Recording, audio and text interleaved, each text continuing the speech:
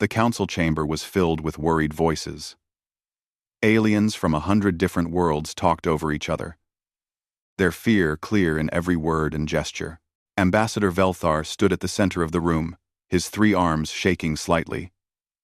His skin glowed with soft light, but the patterns showed everyone how scared he truly was. They destroyed 7 more star systems, Velthar said, his voice carrying across the large room. The Kravik swarm is not stopping. Our ships cannot hold them back anymore. Counselor Drexna hit the table hard with her armored hand. She was from a warrior species, tall and strong, but even she looked worried. We lost contact with our people. On Theta 9, 3 million lives, gone in just a few hours. The Kravik do not talk. They do not stop. They just eat everything. The meeting had been called because everyone finally understood the truth. Normal space battles were not working. The Kravik had appeared from deep space 6 months ago. Since then, they had destroyed world after world. They were like insects, but much bigger and much smarter. They worked as one giant mind and ate entire planets for food. There must be something we can do, said Ambassador Kirasol. Her feathers drooped with exhaustion. Maybe there is some old alliance we forgot about. Some species with strong weapons that we have not talked to yet. Everyone looked at Talmor, the archivist. His people were the keepers of all galactic history. Their minds could remember millions of years of information. He had been quiet during the whole debate, but now everyone waited for him to speak. There is one option, Talmor said slowly. His old voice made everyone stop talking. But it is very dangerous. Every being in the room turned to face him. In the secret files, there are records about a species we found 300 years ago. The survey team marked their homeworld with the highest danger level. They said we should never contact them. Why would we want help from dangerous people? Velthar asked, his voice nervous. Because, Talmor continued, the survey team said these beings had already split atoms for power and built rockets for space travel. This was amazing because they lived on a Class 1-2 death world. The team leader wrote that these beings survived and grew strong in conditions that would kill most of us in hours. They fight wars against each other with terrible weapons and clever tactics. The report said to be very careful, or avoid them completely. Nobody spoke. What do they call themselves? Drexna asked. They call themselves humans. Their world is called Sol 3, but they call it Earth. Counselor Varnus spoke up. Our laws say we cannot contact species who have not developed faster than light travel yet. Our laws also say we must protect galactic civilization, Drexna argued back. If the Kravik are not stopped, there will be no civilization left. What else do we know about these humans? Talmor checked the newest data from their spy machines. Our robot probes show they have now built basic, faster-than-light engines. They have space stations in orbit, a permanent base on their moon, and have sent colony ships to their 4th planet. They almost destroyed themselves several times in the past 100 years, but they survived each time. They are very hard to kill. Do we have information about their military? Asked Fleet Commander Ornvax. He was an old soldier who had fought many battles over his long life. Not much, Talmor admitted. But the survey team wrote that humans have something called total war. This means their whole population joins in fighting. They survived multiple ice ages, huge volcano explosions, and countless predator animals on their world. Their planet has gravity 1.2 times normal. It has aggressive wild animals, extreme weather, and they learned to live in all of it. The argument went on for hours. In the end, fear won. The Kravik were only 3 star systems away from the Council's most important worlds. They needed help, and they needed it from beings who understood war in a way the peaceful galaxy had forgotten. The vote was close, but they decided to do it.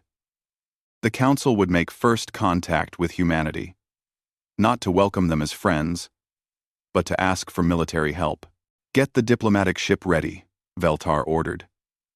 And let us hope the cosmic forces are kind to us. We are about to disturb a species that scared our survey teams. We better hope they want to help us, instead of seeing us as enemies. What none of them knew was that humanity had been watching the stars for many years, wondering if they were alone. They had detected the Kravik advance through their long-distance sensors. They had been quietly getting ready for the possibility that the threat might someday reach Earth's solar system. When the diplomatic vessel came out of faster-than-light travel at the edge of Earth's solar system, it was immediately surrounded by human warships. These ships had been waiting in the darkness of space with their weapons ready and shields on. The Deathworlders had been expecting visitors. The question was whether the visitors would be friends or threats.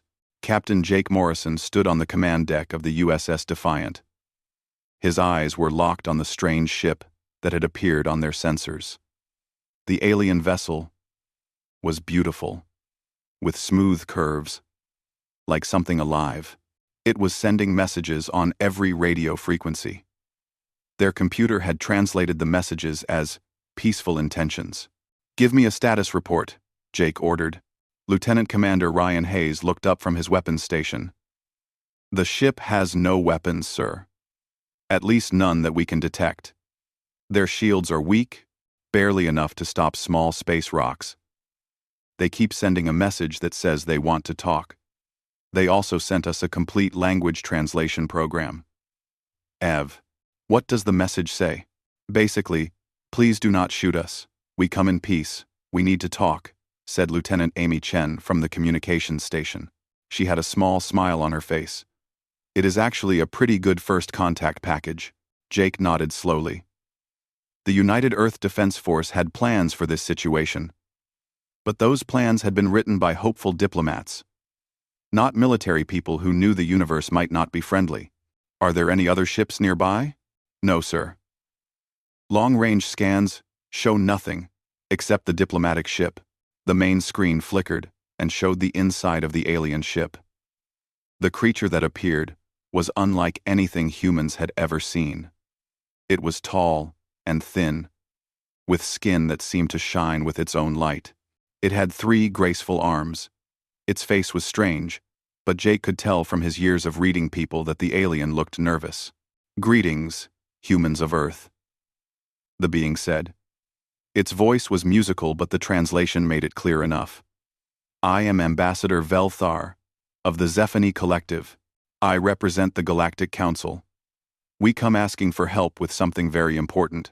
Jake looked at Amy, who nodded to confirm the translation was working well. "This is Captain Jake Morrison, of the United Earth Defense Force. You are the first visitors from another star system we have met, Ambassador. Please excuse our caution, but your arrival has put our defense systems on high alert." "That is understandable, Captain. We reviewed the old surveys of your species. We know you have had to fight to survive. We respect your careful approach." Velthar's skin patterns changed to something that might have been a sign of respect. "Captain, I must be direct with you. The galaxy is under attack by a force we cannot stop. We have come to ask Earth for help. I am just a ship captain, Ambassador. You would need to talk with our planetary government." "Of course. But Captain, time is very important. May I have permission to come closer to your homeworld so I can speak with your leaders?" Jake looked at Logan, who shrugged slightly. This decision was above their rank. "Wait here, Ambassador. I need to talk with Earth Command." The next 6 hours were chaotic. Encrypted messages flew back and forth. Government leaders held emergency meetings. People argued in the halls of the United Nations. Finally, the Secretary General, a woman named Lisa Rodriguez, gave permission for the alien ship to approach under heavy guard. As the diplomatic vessel entered Earth orbit, Velthar and his small team saw the human world for the first time. The planet was beautiful with its blue oceans, green land, and white clouds. But their sensors told a more complex story. The gravity was intense by galactic standards. The oxygen levels were high enough to be dangerous to many species. The weather systems were violent, yet the planet was full of life and showed the lights of billions of people living there. "By the void," whispered Kirasol, one of Velthar's advisors. The survey reports were not lying. This truly is a death world, and they did not just survive here, Velthar replied quietly. They became its masters. The diplomatic team was brought to United Nations headquarters in New York. They found themselves in a large room filled with representatives from every human nation. The room itself felt heavy to the aliens. It was built with the solid construction that humans considered normal, but it felt oppressive to beings used to lower gravity and gentler environments. President Marcus Webb of the United States stood to speak, but Secretary General Rodriguez took the podium first. Ambassador Velthar, you have traveled across the stars to ask for our help. Please explain the full situation to us. Velthar showed holographic images of the Kravik advance. Pictures of destroyed worlds and consumed populations appeared in the air. The human delegates watched in silence. Their faces became grimmer with each image shown. The Kravik cannot be reasoned with, Velthar explained. They eat all biological matter they find. They have destroyed 47 inhabited worlds in 6 months. Our defensive fleets have not been able to stop them. We lose 3 ships for every one of theirs we destroy. They simply grow their forces stronger with each world they consume. Why come to us? Asked General Brandon Cole, head of the UEDF. Your technology is clearly more advanced than ours. You have faster-than-light travel, energy shields, and what appears to be directed energy weapons. What can we offer you? Velthar's light patterns shifted to something sad. Because, General, the galactic community has known peace for over 10,000 years. We have forgotten how to fight real wars, but Earth has never known true peace. Your history is written in conflict. Your species has made warfare into a science we can barely understand. You fight with a strength and tactical skill that frightens us. The room erupted in debate. Some delegates argued for staying isolated and protecting Earth first. Others saw a chance to join a galactic community. Still others recognized a threat that, if left unchecked, would eventually reach humanity. President Webb finally stood and brought order to the chaos. How long do we have before the Kravik reach your core worlds? 3 months, perhaps less. And if they consume the galactic community, how long until they reach Earth? Velthar met his eyes. 5 years, maybe 10. Webb looked around the room at the faces of world leaders, generals, and representatives. Then, we do not have a choice. If we wait, we fight alone. If we fight now, we fight with allies. Mr. President, said Chancellor Nicole Hoffman of the European Federation. We are talking about sending our people to war for beings we just met. No. Webb corrected her. We are talking about stopping a threat that will kill everything before it reaches our families. This is not charity. This is survival. The vote took 3 days of debate. Finally, the decision was made. Earth would answer the call. But they would do it on their terms. General Cole spoke to Velthar directly. Ambassador, we will help you. But understand this. We do not fight by rules designed for civilized warfare. If you want Earth's help, you get Earth's way of war. That includes weapons and tactics your people might think are brutal. Thanks for watching. Velthar's skin rippled with what might have been relief or fear. General, we are desperate. We accept your terms. Then let us show you what Deathworlders bring to a fight. 3 weeks later, the human delegation arrived at the Galactic Council's military headquarters. The aliens had expected a small team of advisors and maybe a few technical specialists. Instead, Admiral Kyle Richards arrived with a fleet of 20 warships. Each ship was covered with weapons that made the Council's military experts very uncomfortable. Kinetic railguns, whispered Fleet Commander Ornvax as he read the technical information that the humans had shared. They shoot physical projectiles at nearly the speed of light using electromagnetic force. This is crude, but incredibly powerful. And these, said Tactical Coordinator Miraven, pointing to another file. These are nuclear weapons. They use atomic reactions to create massive explosions. The power of some of these could crack a small moon. Admiral Richard stood before the military leaders from a dozen different species. Despite being shorter and stockier than most beings in the room, his presence was commanding. Ladies, gentlemen, and honored delegates, I am going to be honest with you. You asked for our help because you are losing. You are losing because you have been fighting too carefully. He turned on a holographic display showing a recent battle between Council forces and the Kravik. Your ships fight at long range with energy weapons. That is smart. But when you hit their ships, what happens? The damaged ships fall back and get eaten by other Kravik ships. They recycle their dead. They waste nothing. Ornvax answered. Exactly. You are not destroying them, you are feeding them. Watch this. The display changed to show combat footage from when a Kravik scout ship had wandered into Earth's outer solar system during the preparation period. A human destroyer called the USS Ranger had fought it. Instead of careful, precise energy weapon strikes, the Ranger had unleashed a devastating attack. Railgun slugs moving at incredible speeds punched through the Kravik ship's hull. Then missiles with nuclear warheads followed immediately. The explosions completely vaporized the enemy ship, leaving nothing but hot gas. The alien military leaders watched in stunned silence.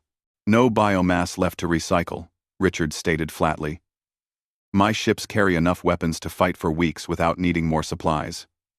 We can attack from distances your sensors can barely see. Every weapon system is designed to completely destroy the target. This is barbaric, whispered one of the delegates. No, said Drexna, the warrior from Moria. There was respect in her voice. This is total war. This is what we asked for. Test. Over the next few weeks, the combined fleet began taking shape. Admiral Richards worked with Fleet Commander Ornvax to fit human warships into the existing Council fleet structure. Human tactical officers trained their alien counterparts in Earth's combat methods. Lieutenant Commander Kevin Park found himself teaching a class of alien tactical officers about human military history. The thing you need to understand, he explained to the group, is that humans have been at war with each other for our entire history. We have developed strategy and tactics through thousands of years of constant fighting. He showed various historical battles on the display. This is Cannae, where a smaller force used the land and tactics to destroy an army twice its size. This is Midway, where intelligence and timing won the day. This is the Mars assault, where we used three-dimensional thinking to defeat rebels in zero gravity. A young Zephani officer named Lonsek raised an appendage. But surely such constant warfare was destructive to your civilization. Absolutely, Kevin agreed. We nearly destroyed ourselves many times. But each time we pulled back from the edge, we learned. We adapted. We are very good at not making the same mistake twice. Meanwhile, in the fleet's engineering areas, human technicians made changes to both human and alien ships. Chief Engineer Ashley Grant supervised the installation of human weapons on Council ships. The power requirements are enormous, complained a Talreni engineer named Kesvera. Our reactors were not designed for this kind of energy use. Then we upgrade your reactors, Ashley replied simply. We are routing additional power lines and installing extra fusion generators. These ships were built for exploration and light defense. We are turning them into warships. It was not just weapons. Human damage control teams taught their alien counterparts techniques developed over centuries of naval warfare. Medical staff shared trauma care procedures designed for terrible injuries. Communication officers set up encrypted networks that would be nearly impossible for the Kravik to jam or listen to. But perhaps most importantly, human Marines began training with alien ground forces. Sergeant Ryan Mitchell led a combined unit through combat drills on a training moon. He showed them close-quarters battle techniques that made even the warrior Morians pause and think. Your species actually fights at this close range? Asked a Morian soldier named Grekthar. Where you can touch the enemy. Sometimes the only way to take a position is to go in and take it, Ryan replied. Watch and learn. The human Marines showed room-clearing techniques, hand-to-hand combat, and tactical movement through complex terrain. What shocked the aliens most was how physical human warfare was. Most galactic species relied on ranged weapons and technology. Humans were comfortable getting close enough to use knives if necessary. We evolved as persistence hunters, explained Captain Lauren Davis, head of the Marine Group. We are built to chase, to fight, to push through pain and exhaustion. Most of you are faster or stronger in short bursts, but we keep going. As the training continued, a respect began to grow between the human forces and their alien allies. The humans learned to work with species that thought differently, that had senses and abilities humans lacked.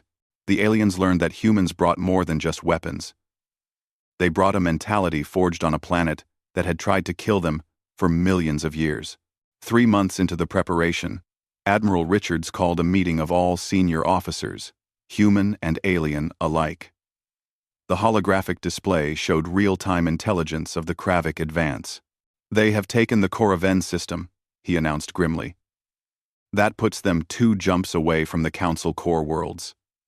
We are out of time. Fleet Commander Ornvax and I have finalized the battle plan. It is aggressive, it is risky, and it goes against every rule the Council has ever followed. The combined fleet came out of faster-than-light travel at the edge of the Krell Nebula. This massive cloud of stellar dust and gas served as the Kravik's forward staging area. Intelligence reports suggested they were gathering forces here for their final push toward the Council's most important worlds. The fleet that humanity and the Council had put together was the largest military force ever seen in galactic history. 350 ships, from massive human carriers to sleek Council cruisers, filled the space. Admiral Richards stood on the bridge of the flagship, the USS Endeavour, studying the tactical displays. Beside him, Fleet Commander Ornvax watched the human crew work with barely hidden fascination. They moved with practiced efficiency. Every action was precise and purposeful. Scout reports coming in, announced Commander Nathan Cross from the intelligence station. We are looking at about 400 Kravik vessels of various sizes. They are spread throughout the nebula, probably using the stellar dust to hide from sensors. Smart, Richards muttered. Normal tactics would be to stay at the nebula's edge and fight with long-range weapons. The dust would make accuracy worse, and the Kravik would have the advantage. What do you propose instead? Ornvax asked, though he thought he already knew the answer. Richards smiled grimly. We are going in. Commander Cross, tell all ships we execute. Plan havoc on my mark. All human ships switch to close-range assault formation. Council ships provide supporting fire and electronic warfare. Throughout the fleet, crews prepared for battle. On the carrier, USS Eisenhower, Commander Diana Hayes oversaw the launch of 200 strike fighters. Each was piloted by men and women who had trained their entire lives for combat. The fighters were small, fast, and packed with missiles and railguns. Gold Squadron. You are cleared for launch, Diana announced. Remember your training. Stay with your wingmen, trust your instruments, and destroy anything that is not broadcasting friendly codes. On the destroyer USS Valiant, Captain Eric Chen watched as his weapons crews ran final checks. The ship carried enough firepower to destroy a small city, and every member of his crew knew exactly how to use it. All stations report ready, sir, his second-in-command reported. Good. We are about to show these bugs what Earth brings to a war. The Council ships, placed throughout the human fleet, were commanded by officers who had spent months learning human tactics. On the cruiser Starlight's Edge, Commander Lonsek felt his skin patterns shift with nervous anticipation. His ship had been fitted with human weapons, and his crew had trained extensively with human advisors. This is unlike anything in our history records, his tactical officer noted. Then we adapt, Lonsek replied, his voice carrying confidence he had learned from his human teachers. Or, we die. There is no third option. Admiral Richards opened a channel to the entire fleet. His voice reached every ship, every crew member, human and alien alike. All ships, this is Admiral Richards. In a few moments, we are going to fight an enemy that has destroyed dozens of worlds and killed billions. They think they cannot be stopped because no one has had the will to truly fight them. They are about to learn they are wrong. To my human crews, you know your duty. Fight with honor, fight with courage, and bring your people home. To our alien allies, welcome to human warfare. Stay close, watch your sides, and trust your training. All ships, execute Plan Havoc. Richards out. The fleet surged forward into the nebula. Instead of keeping careful formations at safe distances, the human ships plunged into the stellar dust at full combat speed. Their sensors cut through the interference with technology designed to work in Earth's chaotic electromagnetic environment. The Kravik response was immediate. Massive bioships, some over 2 kilometers long, emerged from the dust clouds. Their hulls were covered in weapons that shot acidic projectiles and bioplasma. They had been waiting in ambush positions, expecting the traditional, long-range fight. They were not prepared for what happened next. The USS Defiant, Jake Morrison's ship, was at the front of the assault. All batteries, fire at will, he ordered. The destroyer's railguns roared to life, sending tungsten penetrators downrange at tremendous speeds. The first Kravik vessel they targeted had no time to dodge. The kinetic projectiles punched through its organic armor like paper, creating devastating damage throughout its internal structure. Target destroyed, moving to Target 2. Reported Ryan Hayes. From Tactical. Missile batteries. Launch pattern Delta 7. The destroyer shuddered as dozens of missiles streaked from its launch tubes. Unlike the Council's guided energy torpedoes, these were high-velocity kinetic weapons with nuclear warheads. They swarmed the next Kravik ship, overwhelming its defenses through sheer numbers. The multiple nuclear explosions that followed completely vaporized the vessel. Throughout the nebula, similar scenes played out as human warships engaged the Kravik at ranges, and with strength, the hive-mind creatures had never encountered. The Council ships, supporting the assault, provided crucial electronic warfare, jamming Kravik communications and targeting systems. The Eisenhower's fighter squadrons swept through the battlefield like vengeful spirits.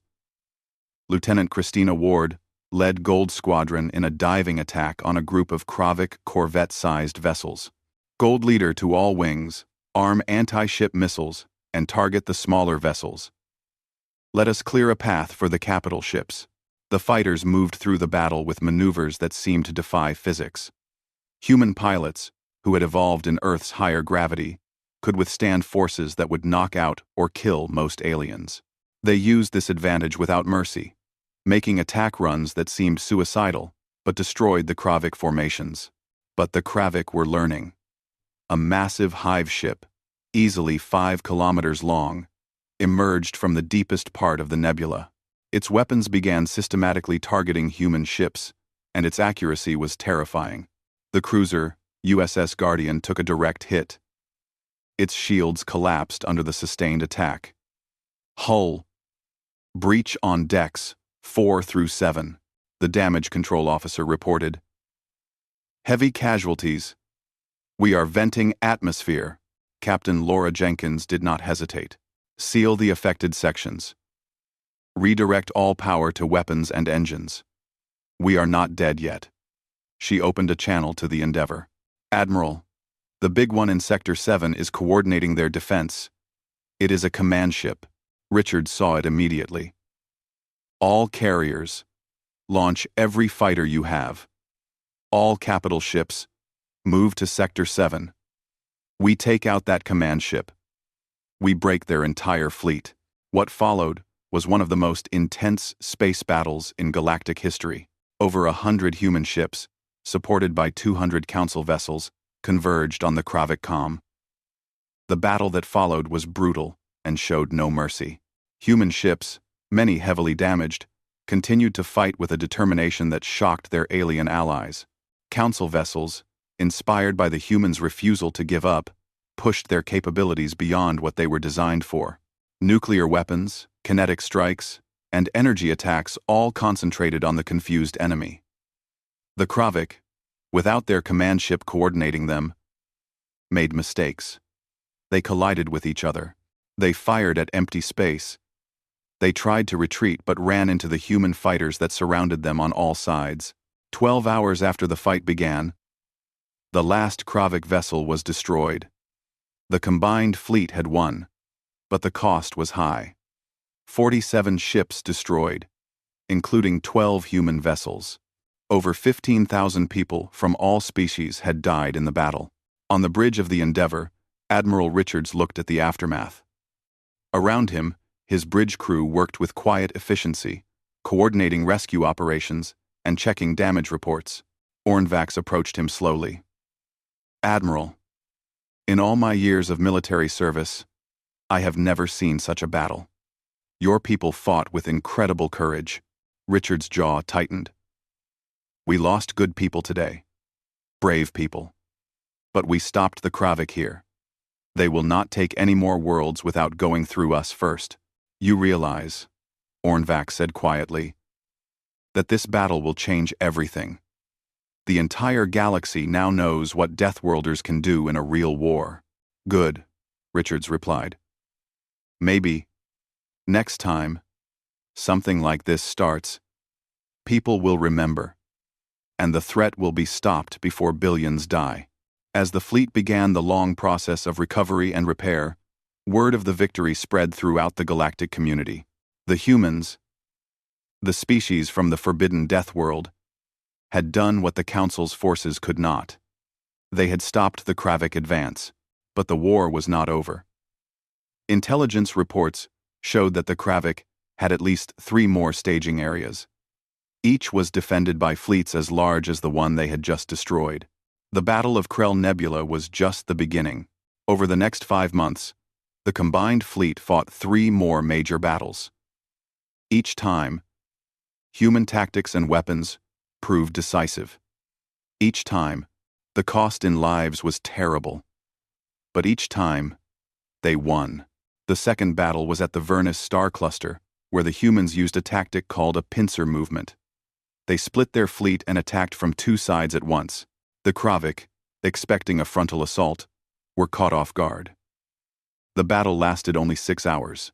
The third battle was in the outer reaches, near a dying star. Here, the humans showed their ability to use the environment as a weapon. They lured the Kravik fleet close to the star, then used the star's radiation and gravity to their advantage. Many Kravik ships were pulled into the star, or torn apart by its gravity. The fourth and final battle was the hardest. The Kravik had learned from their defeats. They had adapted their tactics. They knew now that humans fought up close and personal. They tried to keep their distance and use hit-and-run attacks. But humans adapted too. They used their fighters to harass the enemy constantly, giving them no rest. They used their long-range missiles to force the Kravik to keep moving. They turned the battle into a test of endurance, and humans were very good at endurance. The final Kravik hive cluster was destroyed in a coordinated assault that involved over 600 ships from 50 different species. The war that had threatened to consume the galaxy was finally over. It ended not through careful diplomacy or defensive warfare, but through the brutal use of tactics developed on a world where survival was never guaranteed. The cost had been enormous. Over 100 ships destroyed, 30,000 dead, twice that many injured. Entire worlds had been evacuated. Space stations had been turned into hospitals. The galaxy had been changed forever. But the Kravik were gone. The threat was ended. Admiral Richards stood in the main assembly chamber of the Galactic Council, now restored after being nearly evacuated during the crisis. Around him stood representatives of the combined fleet, human officers, alien commanders, and the political leaders who had made the difficult decision to seek Earth's help. Secretary General Rodriguez addressed the gathered assembly. "Today, we remember not just a military victory, but the beginning of a new era. Humanity came to the stars not as conquerors, but as defenders. We fought alongside you. We bled alongside you. And together, we survived. The applause crossed species barriers. But Richards could see the complexity in the eyes of many alien delegates. They were grateful, yes, but also cautious. Humanity had proven to be as formidable as the old survey reports had warned.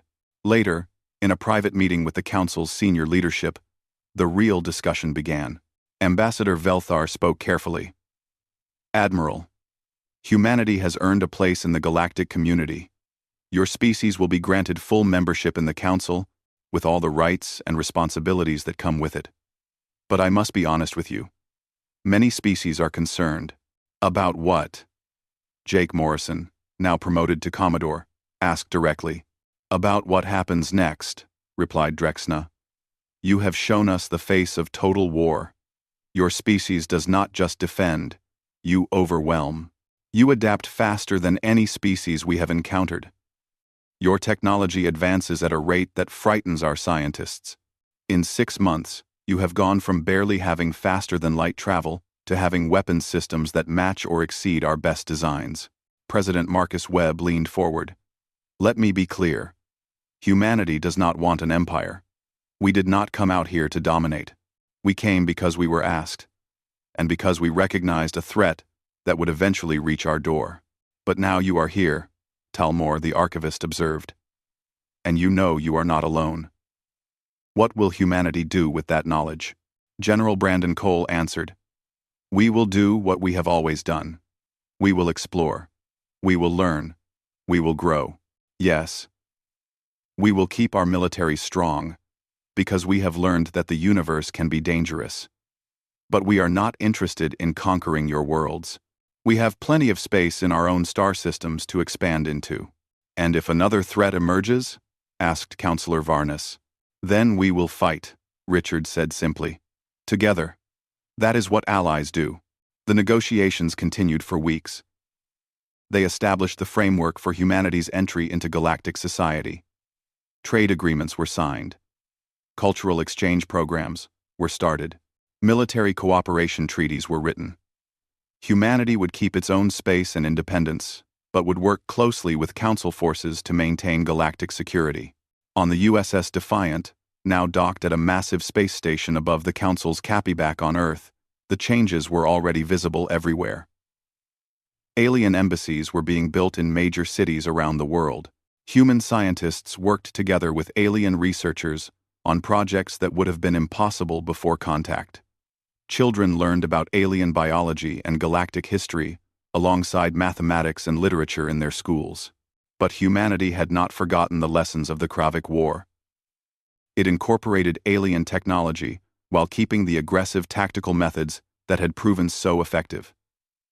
New ships were built, combining the best of human engineering with alien innovations. Training programs continued, making sure that if another threat emerged, humanity would be ready. Admiral Kyle Richards, now serving as the head of Joint Military Operations for the Council, stood in his office looking out over New York City. Earth had changed so much in such a short time, yet remained fundamentally the same. It was still the planet that had made humanity into survivors, into fighters, into a species that refused to give up. Commander Diana Hayes entered with a data pad. Admiral, the latest reports from the frontier. Nothing hostile. But we have found 7 new species that might be contacted within the next 5 years. How is the Council handling it? Carefully. They are still getting used to more aggressive exploration methods. But Velthar's team is working with our diplomats to develop better first contact procedures. Richard smiled slightly. A year ago, they were terrified of us. Now we are teaching them how to meet new species. To be fair, sir, we did kind of prove that sometimes you need the scary neighbors on your side. He laughed at that. True enough. What about the memorial? Construction is complete. They are calling it the Monument to Unity. It lists every person who died from every species that fought in the war. Ambassador Velthar asked if you would speak at the dedication ceremony next month. Tell him yes. Richards looked out at the city, at the mix of human and alien architecture, that was beginning to define this new era. We need to remember what was lost and what was gained. The galaxy is not going to be an easy place, but at least now we face it together. On the training moon where human marines and alien soldiers had first learned to fight side by side, Sergeant Ryan Mitchell supervised a new group of recruits. The group included humans, Morians, Zephani, Talreni, and half a dozen other species. "Listen up," he called out. "I do not care what world you come from, what air you breathe, or how many arms you have. Here, you are all the same. You are soldiers. You are going to learn to trust each other, to fight for each other, and to survive together. Because the next time something threatens the galaxy, we need to be ready." End quote. A young Zephani recruit, barely an adult by their species standards, raised an appendage. "Sergeant Mitchell, is it true that humans evolved by fighting predators that could kill them?" "Kid, everything on Earth can kill you if you are not careful. But we did not just survive. We thrived. And you know what? Now you are part of that legacy. All of you are. We are building something here. Something the galaxy has never seen. A force that represents everyone, trained to the highest standards, ready to defend not just our own worlds, but each other's." The recruits, human and alien alike, stood a little straighter. In the diplomatic quarter of the Council's capital world, Ambassador Velthar met with his human counterpart, Ambassador Patricia Moore. They sat in a garden designed to accommodate both species, with adjustable gravity and atmosphere controls. "I must confess," Velthar said, his skin patterns showing a mix of emotions. "When we first decided to contact your species, I was terrified. The old survey reports painted humans as violent, unpredictable, dangerous." Patricia smiled. "And now? Now I understand that those qualities, in the right context, are exactly what the galaxy needed. You are fierce. Yes, but you are also loyal, creative, and surprisingly compassionate. You fight hard, but you also rebuild what was broken. You destroyed the Kravik, but then you helped us care for the refugees and rebuild the damaged worlds. We learned a long time ago," Patricia said, "that winning the war is only half the battle. You also have to win the peace. Your species has wisdom that belies its young age. I think the galaxy will benefit greatly from your presence." Across the galaxy, the story of the Deathworlders Armada became legend. Parents told their children about the species from the Forbidden World who had answered a desperate call and changed the course of galactic history. Some species admired humanity. Others feared them. But all respected them. The Council's assembly hall was filled for the formal ceremony welcoming humanity as a full member. Representatives from 300 species attended. It was the largest gathering in galactic history. President Webb stood at the podium, looking out at the sea of alien faces. "We stand here today, not as conquerors, but as partners. We came to you in your darkest hour, and together, we pushed back the darkness. We ask only to be judged not by where we come from, but by our actions. We are ready to learn from you, to share with you, and to build a better future together." The applause was thunderous, echoing through the massive chamber. But not everyone was celebrating. In the shadows of the galaxy, other powers watched humanity's rise with concern. The Syndicate, a coalition of criminal organizations, saw humans as a threat to their operations. The Dominion, an isolated empire on the far side of the galaxy, viewed the newcomers with suspicion, and there were whispers of other things in the dark spaces between the stars. Ancient things that had been sleeping, but were now waking. Admiral Richards knew this. His intelligence officers brought him reports of increased pirate activity in human shipping lanes, of mysterious attacks on remote stations, of strange signals from unexplored regions of space. "The war with the Kravik might be over," he told his senior staff. "But our work is just beginning. We are part of a larger community now. That means new friends, but also new enemies. Stay sharp. Stay ready. On Earth, a monument was erected in Geneva, at the United Nations headquarters. It was a simple black wall, with the names of every human who had died in the war carved into it. 15,347 names. Each one a person with a family, with dreams, with a life cut short. Jake Morrison stood before the wall, finding the names of crew members he had lost. His hand touched the stone, gently. "We did it," he whispered. "We stopped them. I hope it was worth it." Behind him, Ryan Hayes stood quietly. "They would say it was. Sir, they died protecting Earth and our new allies. That is a good death. There is no such thing as a good death," Jake said softly. "But yes, they died for something important. We will make sure their sacrifice meant something." The years that followed saw humanity spread throughout the galaxy. Human colonies were established on dozens of worlds. Human merchants traded with alien civilizations. Human scientists made breakthroughs that benefited all species. And the United Earth Defense Force, now integrated with Council forces, stood ready to defend against any threat. But humans also learned humility.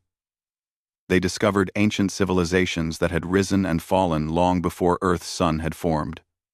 They encountered species with knowledge and wisdom that dwarfed their own. They found that being strong did not mean being right, and that sometimes the best solution was not a military one. The Galactic Council's Academy, where officers from all species trained together, became a symbol of the new era. Here, young humans learned alien languages and customs. Young aliens learned human tactics and determination. Friendships formed that crossed species barriers. Lieutenant Sofia Ramirez, a human instructor at the academy, often told her students a story.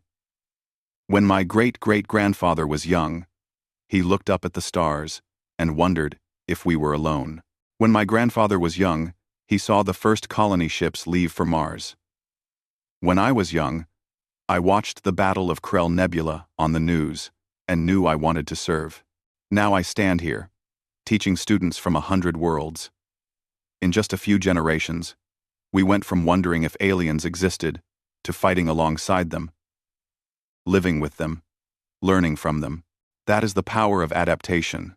That is the human story." And somewhere, in the vast archives of the Galactic Council, the old survey report on humanity was updated. The danger warnings remained, but new notes were added. Addendum. Despite their origins on a Class 1-2 death world and their capacity for extreme violence, humans have proven to be valuable members of the galactic community. They bring fierce loyalty, innovative thinking, and unmatched determination. When facing extinction-level threats, humanity represents the galaxy's best hope for survival. Recommend full integration and continued alliance. Species status: approved for contact. Threat level: extreme to enemies, invaluable to friends. The galaxy had wanted allies to help them survive. Instead, they had summoned the Deathworlders Armada, and in doing so, they had found not just soldiers, but partners in building a better future. The age of humanity among the stars had begun, and the galaxy would never be the same. Tal World. Jake Morrison walked through his ship. Alien technicians worked alongside human crew members in the engineering section. Strange to think that less than a year ago, we did not know anyone else was out here, Ryan Hayes commented. "Everything is different now," Jake agreed. "My daughter messaged me yesterday. She is in the first class of students training for the Joint Fleet Academy. Human and alien kids learning together. Think it will work? Long term, I mean." Jake was quiet for a moment. "I think humans have always done best when we had something to work toward. Now we have a whole galaxy to explore, friends to make, threats to guard against. Yes, I think it will work." Manship. The hive mind fought back with everything it had. Ships on both sides died in the crossfire. The destroyer USS Ranger, heavily damaged with most of its crew dead or wounded, made a final desperate run. Its captain, an officer named Tyler Bennett, aimed his crippled ship directly at the command vessel. "All hands, abandon ship," he ordered. "Get to the escape pods now." As the crew evacuated, Tyler armed every remaining weapon and set the reactor to overload. The Ranger accelerated to ramming speed, its remaining railguns firing until the very end. The destroyer struck the Kravik command ship just as its reactor went critical. The explosion lit up the entire battlefield, a miniature star that bloomed and faded, taking both ships with it. For a moment, the entire Kravik fleet seemed to freeze. Their coordinated movements became confused. In that moment of chaos, the combined fleet struck with everything they had. He looked around the room at the assembled officers. "We are not going to wait for them to come to us. We are going to hit them first. Hit them hard, and hit them where it hurts. We are taking the fight to them." Velthar, who had been watching the preparations, felt a chill run through his body. The humans were not just willing to fight. They seemed eager for it. They had spent months preparing for a type of warfare that the galaxy had never seen on this scale. The Deathworlders were about to show the Kravik what it meant to face a species that had clawed its way to the top of the food chain on a world that killed the weak without mercy. Over the next few weeks, Earth prepared for war like never before. Factories that had been building colony ships switched to making warships. Training facilities expanded to handle the thousands of new recruits. Scientists worked around the clock to adapt Earth's weapons for space combat. Admiral Kyle Richards was put in command of Earth's expeditionary fleet. He was a veteran of the Mars Rebellion and had seen combat in the Belt Wars. He knew how to fight and how to win. "We have 3 weeks to get ready," he told his staff officers. "The Council is sending technical data on the Kravik and their own weapon systems. Study it. Learn it. Then figure out how to beat it. We are not going out there to die. We are going out there to win." End quote. Commander Logan. "What is the status of our fleet?" Commander Daniel Logan checked his screens. "Battle Group 7 is in position. The USS Valiant and USS Guardian are on our flanks. The carrier, Eisenhower, is launching patrol fighters now. We have over 40 ships ready to respond quickly." Good. Jake had learned from past battles that being prepared kept people alive. "Open a communication channel. Let us see what they want."